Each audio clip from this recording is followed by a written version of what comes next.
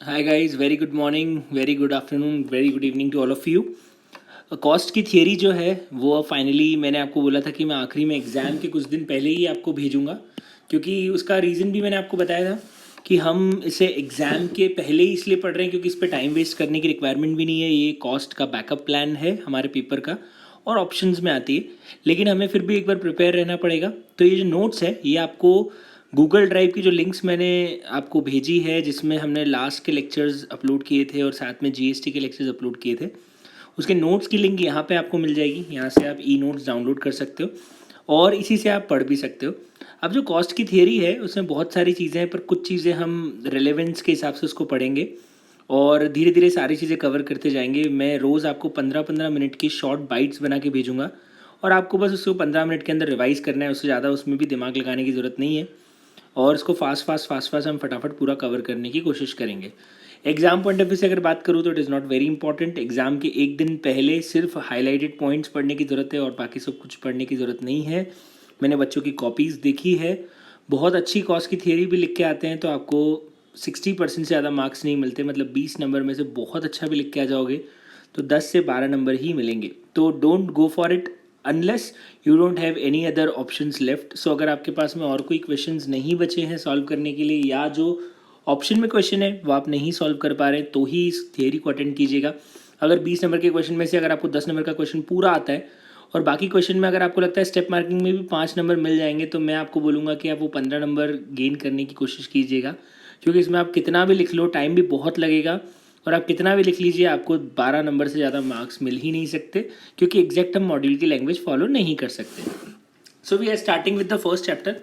मैं आपको बता दूं, मैंने जो नोट्स आपको दिए हैं इसके अंदर आरटीपी, प्रैक्टिस क्वेश्चन, बहुत सारी चीज़ें कवर करी है और मैंने कोशिश की है इसको कैटेगराइज कर दूं कि कौन सा चैप्टर कितना इंपॉर्टेंट है, कौन से चैप्टर से कितने क्वेश्चंस अभी तक आए हुए हैं और किस वेराइटी के क्वेश्चंस किस में से आए। अगर आप देखेंगे तो सबसे ज़्यादा क्वेश्चंस पूछे हुए हैं, यहाँ देख सकते हैं 33 क्वेश्चंस आए मटेरियल, लेबर और बेसिक कॉन्सेप्ट। मतलब सबसे ज़्यादा एग्जाम में थियरी जो आई है वो इन 3 टॉपिक से आई है, material, labour and basic concepts. उसके बाद बाकी थोड़ी थोड़ी थियरी ही कुछ कुछ चैप्टर्स से आती है। मेजरली जो एग्ज़ाम में सबसे ज़्यादा पूछे जाने वाले चैप्टर्स हैं थियरी पॉइंट ऑफ व्यू से, वो हैं मटेरियल, लेबर और तीसरा है हमारा बेसिक कॉन्सेप्ट। सर ये ए कैटेगरी, बी कैटेगरी आपने जो यहाँ लिखा है सी कैटेगरी, ये क्या है फिर? ये एक तो कॉस्ट ऑडिट आपके सिलेबस में नहीं है, ध्यान रखना। एक तो कॉस्ट ऑडिट आपके सिलेबस में नहीं है तो इसको हटा देंगे। यूनिफॉर्म कॉस्टिंग भी आपके सिलेबस में नहीं है, तो 2 सिलेबस में है ही नहीं, मैं हटा चुका हूँ नीचे नोट्स में, उसको मैं यहाँ से भी हटा देता हूँ। ये 2 टॉपिक है ही नहीं हमारे सिलेबस में, एक तो यूनिफॉर्म कॉस्टिंग नहीं है, कॉस्ट ऑडिट नहीं है। Joint by job batch, non integrated, reconciliation, unit costing, labour costing, ये सब है। आप तो ए कैटेगरी बी कैटेगरी को फॉलो मत कीजिए, तो टोटल नंबर ऑफ क्वेश्चन देखिए तो आई थिंक मटेरियल, लेबर और बेसिक कॉन्सेप्ट्स, ये 3 टॉपिक है जो थ्योरी के लिए बहुत ज़्यादा इंपॉर्टेंट हो जाते हैं।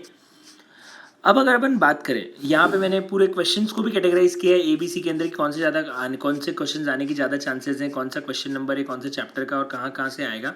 वो एक बार आप शीट में देख लेना, आपको पता पड़ जाएगा कौन कौन सी चीज़ें। ये हटा देता हूँ मैं, ये अब आपके सिलेबस में नहीं है, ना ही आपके सिलेबस में यूनिफॉर्म कॉस्टिंग है, आपके सिलेबस में ये सब चीज़ें हैं। ओके,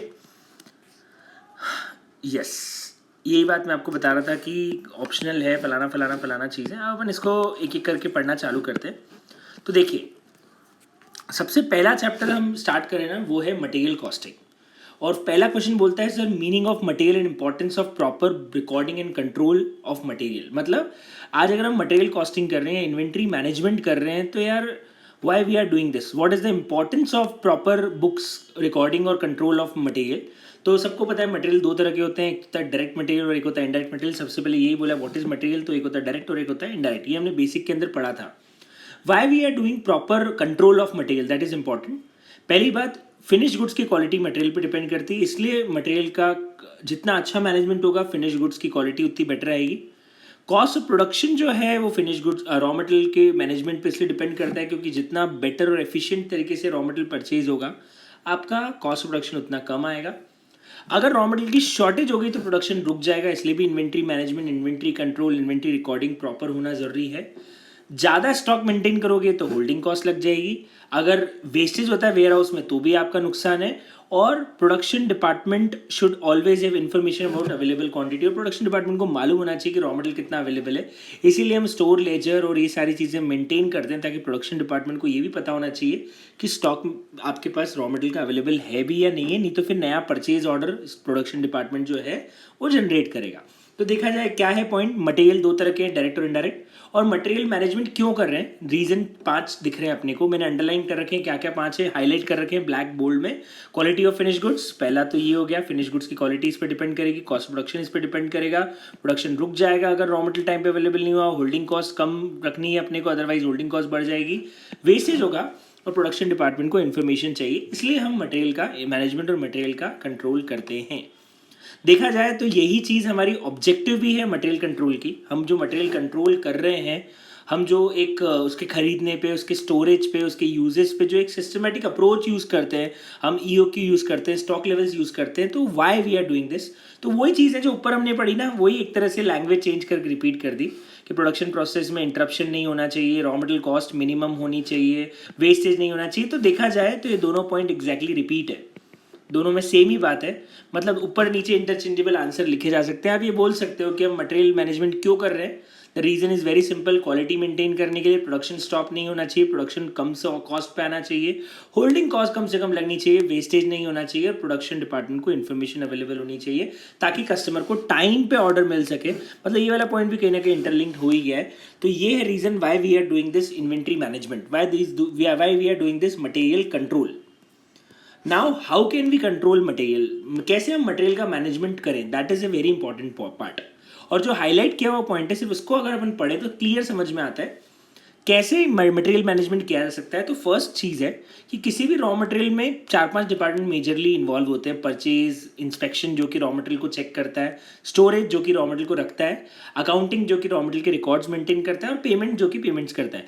इन सब के बीच में कोऑर्डिनेशन रहेगा तो मटेरियल कंट्रोल बहुत अच्छा रहेगा। भैया क्यों कोऑर्डिनेशन होना चाहिए, आज मान लो परचेज डिपार्टमेंट ने परचेज किया और टाइमली पेमेंट डिपार्टमेंट ने पेमेंट रिलीज ही नहीं किया, तो आपको वेंडर आगे ऑर्डर सप्लाई नहीं करेगा।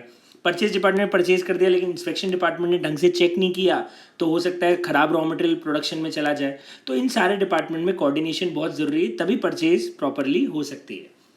एक प्रॉपर डिफाइंड प्रोसीजर होनी जरूरी है। जैसे मैं आपको इसका एग्जाम्पल लूँ तो सरकार की एक पता है, किसी भी चीज़ को खरीदने की एक प्रोसीजर होती है।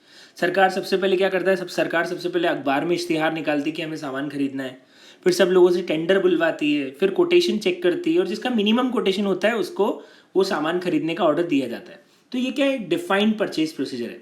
कंपनी में भी ऐसे ही होना चाहिए, नहीं तो क्या होगा कि जो ऑफिसर्स बैठे हैं, जो एम्प्लॉयज़ बैठे हैं, वो घूस खा के, करप्शन लेके महंगा रॉ मटेरियल खरीद लेंगे, खराब क्वालिटी वाला रॉ मटेरियल खरीद लेंगे।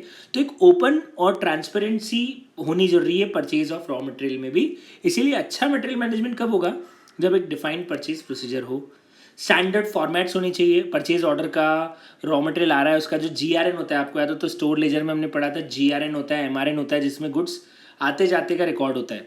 तो वो प्रॉपर फॉर्मेट्स आपके पास होने चाहिए। मटेरियल का प्रॉपर बजट होना चाहिए, क्योंकि बजटिंग प्रॉपर नहीं होगी तो how can you decide how much I have to spend on material cost. सारे ट्रांजैक्शंस का प्रॉपर ऑडिट होना ज़रूरी है, चेक होना ज़रूरी है। स्टोरेज बहुत प्रॉपर होनी चाहिए। इन्वेंट्री सिस्टम होना चाहिए प्रॉपर। इन्वेंट्री सिस्टम मतलब फिजिकल वेरिफिकेशन इन्वेंट्री का टाइम टू टाइम होते रहना चाहिए।